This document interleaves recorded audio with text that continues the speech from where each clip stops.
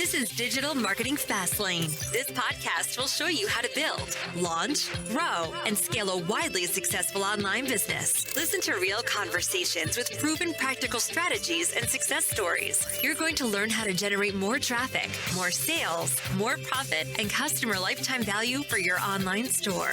Coming to you from the online marketing experts at Voy Media, here's your host, Kevin Urrutia. Hey everybody, welcome to Digital Marketing Fastlane. I'm here joined today with my co-host, Eric Philippou. Hey Eric, how's it going today? Good, how are you? Good. We did interview Eric Su. He is the host of Digital Marketing School with Neil Patel. That'll be coming out soon, so super excited about that one. I totally forgot. It was Black Friday and we were busy, and I know you had great success this weekend for your company. I'm happy for you. But today we have a very special episode that Eric has thought about because he got an ad for it. And that's the best way to make new podcast episodes is when you see an ad, we're like, oh, this is a great company. Eric, please explain what the episode's going to be about and then the brand. This episode is really about simplicity in marketing and how powerful it can be, especially when you have a very strong offer. This applies both to the simplicity of your creatives and the user experience on the website. The brand we're going to talk about today is called ButcherBox. It's a subscription box, different meats.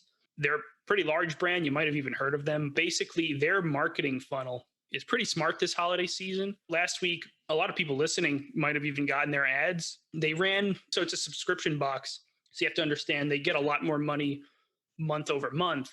They can afford to do a very aggressive offer up front because they probably have a longer lifetime value. I would see ads for ButcherBox that said 6 free steaks, just a simple, nice, sexy steak, and simple black background text. The simplest ad I saw, but it's very nice photos. I guess they've discontinued that offer. Maybe that was just a Black Friday offer, which had some scarcity to it. Now they're running free bacon for life offer. So another aggressive upfront offer. What I like about this is both 6 free steaks and free bacon for life. It's very simple messaging, easy to understand if you're the customer. It's very unique compared to the 40% off stuff you've been bombarded with all week. We're going to look at the ads themselves. And then I also want to show the landing pages they use and their whole funnel. So we're going to share our screen. If you're listening in audio, we're going to describe it as visually as possible so you can understand it. Let's dive in. The offer is so simple. It's clean. I've seen the company outside my building. I've seen the box. They're also using a landing page that I think we've mentioned so many times here. Format, the same style. That's one thing that jumped out to me too, is how smart the landing page was. We'll go into that more. Looking at their ads library, first of all. You can see that they're running a ton of ads. It looks like 27 people manage this. Could be an agency involved or everyone on the team is on the account. So it's not really 27 or 29 people looking at it. But still, it shows that they're taking their marketing very seriously. It's not just 2 people. Right now, if you're scrolling through their ads library, if you're not looking at the video on YouTube, if you're listening just audio only, the ads library, it's just a lot of still images. There is a video, basically an image with some added motion, which is another smart way to do a video. A lot of close-up pictures of just bacon. Or it's a close-up picture of just bacon and then just very simple text, free bacon for life. So if you're just scrolling on your phone, minimum effort, brain effort to process, you see the word free, bacon for life. It's a sexy photo. It's a very powerful ad. It's exciting. It's interesting. The bacon looks really good. These photos, they definitely are touching them up for sure. The bacon looks so crispy, so delicious. They pop. They made sure they get the sizzle in that one. They make sure they get that kind of orangey glow that you don't really associate with bacon a lot, but it pops in photos. I talk about bacon a lot because I actually social media marketing for a restaurant called Bar Bacon in New York City that partial ownership in. I used to post a couple pictures of bacon a day, organic social, and run ads. And so I know what works, what doesn't work in the bacon world. Whenever you zoom in on bacon or any kind of the food product or the main thing, obvious focus of the image, it gets the most engagement. So that's very good. These are the kind of ads you can make in Canva or something with minimum design skill, which I also kind of love. I like the font here, that script. Yeah. It's kind of nice. They're all in on this offer. It's 2 things, right? It's either they're testing it heavily or they've tested this a lot. And it's like, we know that this is what gets customers to get a box. We don't have access to, it's not a brand that Voy Media or us work with directly. We're just looking at their ad library the same way you would be able to at home. And we're just making some observations. It's a fun part of marketing. That's the best part. It's the speculation. Maybe they email us saying this one actually sucked. People actually do email us sometimes when we do these brand audits. This is actually right. If anybody listening for ButcherBox, let us know if it's working. Love to. If you go up real quick, I like these holiday ads that they're doing, just like the snow, like you, that one. At least for us here at Void, you may not have a holiday promo, but I think having holiday creatives is really nice. And it just sticks out. It's just that feeling of holiday and festive. It makes you feel good. Might as well make creatives do that, because when you go to a store, like a Macy's, for example, why do they decorate it? Because it makes you just feel good. Same thing. Do that with your ads. Put the stocking stuffers, put the snowflakes. I just got a new Christmas tree and it feels festive. It's just like that little psychological thing that makes you feel festive company. But another thing I love that they're doing right now, if you're looking at our screen, a lot of their ads for the bacon, there was just bacon up front with as many variations of free bacon for life text as possible. Super simple. Another ad I'm looking at right now on my screen is more of any kind of meat, really. I don't think it's a specific free bacon for life offer.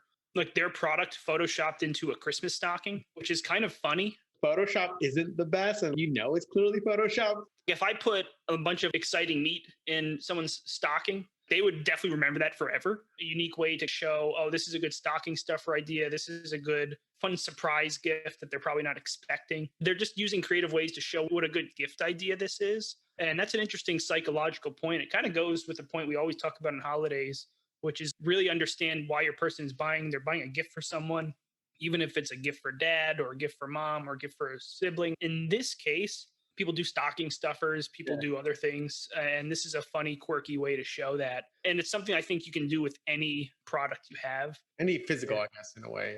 Another idea, if you're just thinking like, oh, maybe Santa pulling your product out of his bag and it just looks weird, depending what product it is. There's a lot of funny stuff you can do around the holidays. Humor goes a long way, longer than you think, especially in advertising and persuasion. When you're joking about someone, it's always some truth. It's a way to deflect something. That's a good too. If you make someone laugh, it's harder for them to want to try to disagree with you. It's easier for them to persuade you. That's why, honestly, some psychologists say John Oliver and Stephen Colbert, even though he's not funny anymore, it's such a psychologically powerful way to control public opinion because they make you laugh, showing political opinion or something. Some psychologists talk about that. Kind of digressed off the Facebook ad side of things, but it is interesting, though, to see how humor in persuasion has a big role. Looking at their ads, the ads are great. You're probably going to get some in your feed. If you're doing a holiday offer, you can go very aggressive and have a very simple message. Even if it's just 40% off or some discount, they're just make it very obvious what the offer is. It's very clear. You know what you're getting. So simple, but very festive. This is like a classic iteration example. Let's say you have one ad that works. If you see a lot of accounts that are scaling, there's usually one or two ads doing the real heavy lifting. They've probably made 100 iterations of free bacon for life in so many different ways, where this is a very impressive example of how to iterate in different ways. It's the same image text, the same central object in the photo, probably 100 different variations. So if you are listening to this, definitely check that out in their Facebook ads library. Check out ButcherBox. If you're looking for creative iteration ideas, let's say you have one winning ad and you want to look for ways to scale it to maybe 20 or 30 different variations, is a great example of how to do it. It's like one piece of bacon doing many things. You want to look further in their funnel now? Yep, let's go to their funnel. All right, so I'm going to go ahead and click one of these ads. A couple things jump out here. What I really like about this landing page matches the offer. The ad said free bacon for life, and it says free bacon for life. And of course, on the top banner, this is good for mobile. Obviously, we're looking on a desktop. Everything's on mobile now. Right on the banner, you have to tell people their offer again. Reassure them what they clicked was actually what they're looking for. Special offer, free bacon for life. And again, it says special offer. And us as marketers, we know that's just like a text, but people like to feel special. So tell them one-time offer, Christmas only offer. Use this language and verbiage that's going to make people want to be like, oh God, I got to get it from now. What I don't like here is that little star here. What's the trick? I would see if, can you put that star somewhere else? I'm not sure if you need it in the top header, but I feel like in this claim offer, you can put it there. That's one thing I don't like. For me, it sticks out. What's the catch? This is really important, kind of annoying, and it comes up though in marketing. It's come up for me actually in the last few weeks, but if you're not very clear as terms and conditions, if there are some very serious qualifying conditions, like this is only valid for new or canceled customers, you have to mention that, because sometimes an existing customer, if you don't have your exclusion audiences in place correctly, maybe a past purchaser will see this and say they'll try to do it and they'll comment saying, hey, this isn't valid. They might take it the wrong way in the comment section, and that can not look pretty. This little thing, it's a star, and then it's probably no one will actually read this unless they get called out or customer service mentions it to them. There's so much value. Claim offer, I like how they do their email too, right up front. Very good email capture. I want to see what happens after that, but let's look at the landing page more. My first opinion was, oh, why do they have the email up so high? But the offer is so clear. People know what this is, so you don't need to educate. So I think this goes back to some of the marketing principles that we talk about.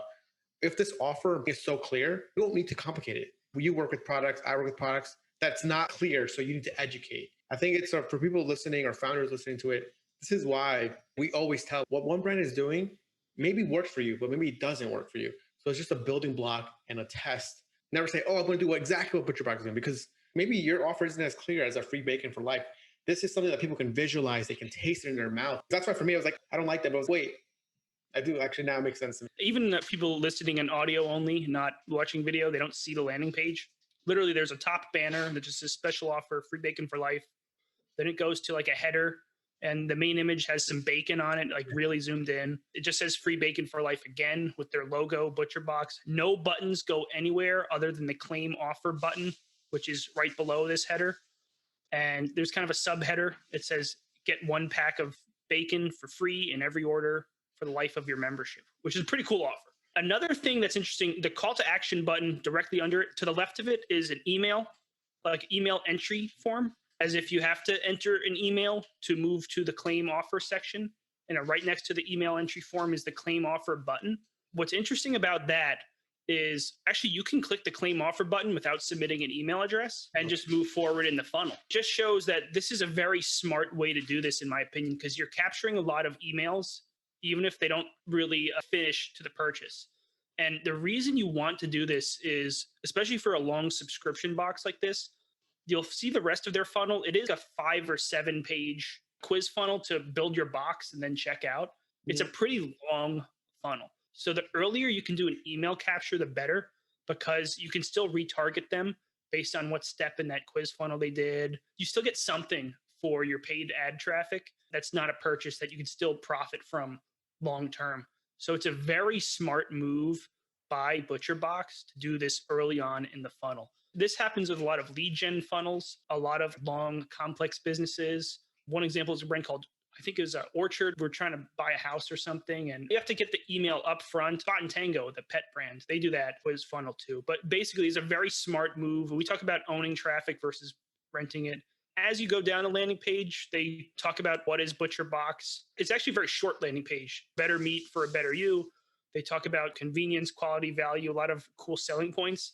But then the bottom is just another call to action section, the same one as they have on the top. Then a slight footer with just as seen on Food and Wine, New York Times, Kickstarter, Men's Health, a lot of credibility. So it is very short and to the point. I love that. I think with ButcherBox, what's interesting is the brand name itself. It kind of implies what the product does. I'm interested to see if they've tried longer landing pages. It also implies a quality, though, the ButcherBox. It's like going to a butcher. I was thinking about high quality meat. And for me, it was like, oh, butcher, I want to go. Because I remember during that pandemic, oh, I want to get good meat before the stores close down. It's also a small business that's just sounds bad, but it's dying off. A niche that it's hard to be profitable in. The proteins are so expensive. Go to claim offer and look, you'll see if you're watching, I'm going to click claim offer. You don't have to enter your email, but I guess you do. So I will enter my email. So the next page is, it's their plan funnel, which I also like. Multiple choice quiz funnel, for lack of a better word. You don't have to enter any specific numbers. That's always a good optimization for these funnels because it's just clicking and touching. It's mobile friendly, fast conversion rate, big selection boxes to choose from. So we're going to go ahead and build our box, but you can see it's just clicking something and then moving to the next page. It's not entering a specific 5 different things. We'll go for the 149 box, just 2 options, very limited thing, 3 buttons to press on the whole page. And they have my email at this point. If I drop off at any part of this quiz funnel, they can reach back to me, remarket to me, and they have my email forever. This is a smart funnel, and they have to do that because this is probably a high cost per acquisition product, and their margins are probably not great. The proteins are tough, heavy things to ship, and it's free shipping, so you're not paying for shipping. So they have to really make sure they get the most out of their marketing. So getting that email up front is crucial. At this part of the funnel, it's just a bunch of multiple choice of what you want in your box every month. And I'm just picking a couple things. I'll pick those baby back ribs. Basically, it's a bunch of meats you want to put in your box that they're going to deliver every month on repeat. That's a cool business move. But what I liked, it's just very clear. That was probably the hardest part of the funnel from a user experience point. You can get into decision fatigue a lot. Now selecting add-ons, this is where I think it also gets annoying. Another addition. I'm just going to proceed to checkout. But then it's just checkout. Even on checkout, what I like is they go with some social proof because you're probably thinking, is this the right choice? It addresses the objections. The main objections, price or trust. I say about it all the time. Trust is one that is a main objection. They really address that here. They have a lot of UGC quotes, customer quotes with their pictures. It looks very legit. Established. People have been using it for years. BBB is interesting because this is older demographic like this thing. A lot of younger people have no clue what BBB is. Until it's too late. But yeah, BBB shows you, goes back to the set, maybe their customers are older. Show stuff that they understand. Absolutely. Even this 100% satisfaction guarantee, that's something they literally just made. It's not a real thing. Put it on there. It looks like a legit stamp of something, especially next to the BBB logo. Just your own logo, yeah. And then it says, as seen on Food and Wine. So they address that trust very seriously in the checkout page. We like to nerd out on checkout pages here. That's a part of the funnel. It's the most neglected. If you have a 15% purchase to add to cart ratio and you can get that to 30%, which is super realistic, you're doubling your business. Yeah, exactly. And the thing here too, the shipping is always free is everywhere. This must be like a huge objection for them then. That's true. Shows you what they're thinking about. In 3 spots. So it's definitely something that people have probably complained to them about. It's also the top banner for the entire funnel is free shipping. Order today. I also like how they have your email filled out. They were carrying that over. Shows they're paying attention. Address is exposed to the YouTube. Hopefully you get a free ButcherBox from somebody. Maybe the Unabomber's watching. And it's just the billing. Like, this is like your shipping. Something I like for just observation and just a marketing knowledge, where did you hear about us? I really like looking at this sometimes because it shows you where they're advertising. If you weren't advertising on SiriusXM, you probably wouldn't put it up here. If you get a chance, obviously you go down here and see they're doing YouTube ads, television ads, radio ads, blogger, friends, family, online articles, radio, podcasts. So I think this goes back to kind of what we say. People think that Facebook is the only way to advertise, but clearly as you get bigger, Facebook just gets so expensive. So you have to go to other stuff, YouTube, television, radio. And even then, if you see social posts, that's just one small part of it. Of course, it's Facebook, Instagram, Twitter, Pinterest. You see how they bucket it together because they're probably spending money on the other ones. They probably know does radio work, podcast work. And then they're a huge brand too. So they're probably advertising everywhere. This is a badass, very simple, very cool funnel, especially if you're marketing for a subscription box or something that's a little complex. You have to simplify it as much as possible for the user, both in the creatives, make it as simple for them to digest as possible. Obviously, it's a sexy creative they make, so you're going to click it. And also make the user experience very simple, the way they did it. It's so simply designed. We need to follow some of these DTC brands. They're just so crazily designed that people think they're successful. This website's pretty simple. For me, it makes logical sense as in they're optimizing for sales. This is definitely a good way to do it. And they're just doing a lot of things the right way. So this is a landing page Eric found.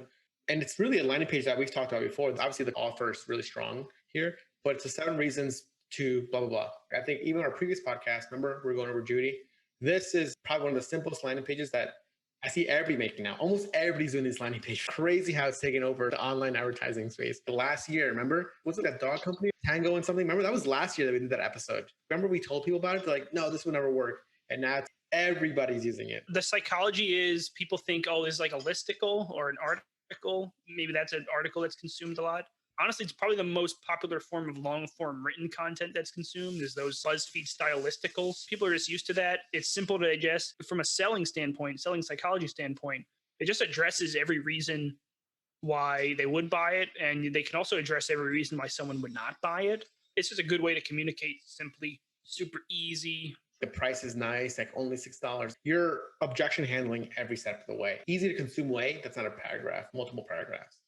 I kind of like this one too, though. The first landing page we clicked on, it takes it the other way. It's over the top simple, which you can get away with when the offer is very, very strong. And it's just straight right. They aggressively try to push you to the next stage in the offer. And they kind of limit as many things as possible. They really push you to claim the offer. I guess like 2/3 of this landing page is focused on the CTA, whereas 1/3 is educating you about the brand, showing the as seen on thing, which I think is pretty cool. That's another way. Just get them through the funnel as soon as possible. It's almost like a ClickFunnels style thing. My company's been on New York Times too. I should put that. If you're just listening, definitely check out ButcherBox. They're doing a lot of smart things from a psychology standpoint, marketing psychology standpoint, and user experience. There are a lot of good takeaways. I think the main takeaway for me is having a great offer. Basically, this offer is what they're basing their business off. The offer is everything. And again, free bacon for life. The same thing with shipping. This thing is probably baked into the price, but the offer just seems so good to people. That's what you think about it. It's like, yes, you sometimes want to make an offer. And I think I've seen it before too. People offers, but they keep the prices the same. I'm like, no, like maybe we should just raise it by a few cents. That way the offer makes sense and you can keep promoting it. And they can get away with an aggressive offer. I think their average order value and lifetime value is very high. Something to keep in mind. That's another marketing takeaway. If you can get your average order value and your lifetime value very high, you could afford a higher cost per acquisition. You could also afford more aggressive offers like this just to secure that conversion rate. There's a lot of things you can do there. If you play around with different parts of your marketing funnel or the operation side of things, really opens up a lot on everything in marketing. This is a really smart move by ButcherBox. If you're looking to, craft a smart offer, maybe market a good offer better, you have to look at ButcherBox. Guys, thanks for listening to Digital Marketing Fastlane. Any questions or comments, feel free to reach out to us on YouTube, Twitter, Google, find us on voymedia.com. Eric is also active on Twitter nowadays. Feel free to email me about anything or just let us know. Thanks for listening. This week's episode of Digital Marketing Fastlane was brought to you by the performance marketing experts at Voy Media. Join us again next time as we'll be bringing you more tips, techniques, and know-how to make your online business the very best that it can be. If you have any questions, comments, or feedback, we'd love to hear them on Twitter at Voy Media. Thank you.